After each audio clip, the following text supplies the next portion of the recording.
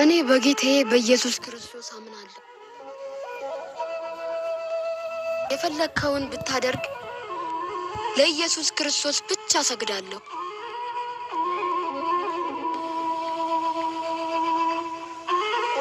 ስምህ ማን ነው? አባ ነው። አባ ነው። እድሜ ስንት ነው? 12 ዓመቴ ነው። ከየት ነው የመጣኸው? ከናሂሳ። አሁን እዚህ የመጣው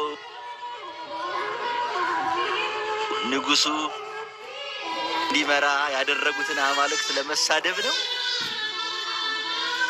አንተን እኮ ነው። ለዚህ ነው የበቃለሁ። በዚህ ቁራድ ጨርሰዋለሁ።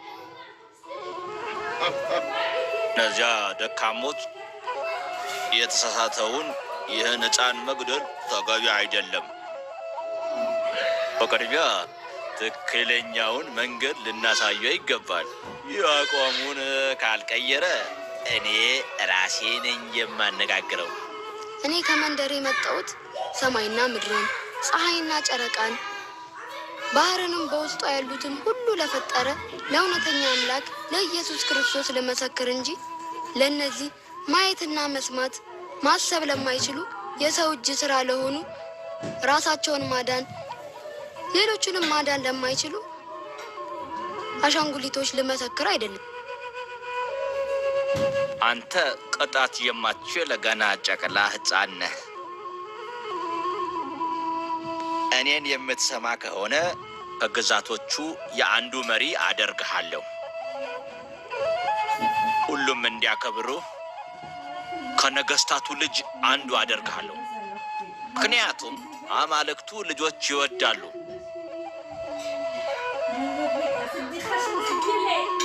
እኔ ጎበዝ አደንቃለሁ።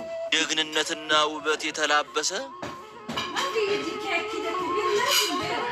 እንዳንተ አይነት ሕፃን አማልክት ከእርሳቸው ከሞላህ በኋላ ሰዎች ያንተ ልጅ እንዲሆኑልህ አክብሮትን እንዲያገኙ ከአንዳቸው የነገስታት ልጆች የሚዳሩ ናቸው። ያለውን ስድብ ከቀጠልክ ምን ሊከተል እንደሚችል አታውቅምን? ስጋን የሚገሉትን አትፍሯቸው፣ ነፍስንም ስጋንም እንጂ። ምን ማለት ነው? ስጋን የገደለ እኮ ነፍስንም ይችላል። ይህ ያንተ እምነት ይሆናል። የእኛ ግን ስጋ ሟች ነው፣ ነፍስ ግን ሕያው ናት። ትክክል ነበርክ። እንዲህ ያለ ተሳዳቢ ልጅ አላየውም። ለሌሎች መቀጣጫና ምሳሌ አድርግልኝ። ታዛዥ ነኝ ጌታዬ። በንዴት እንዳትገድለው፣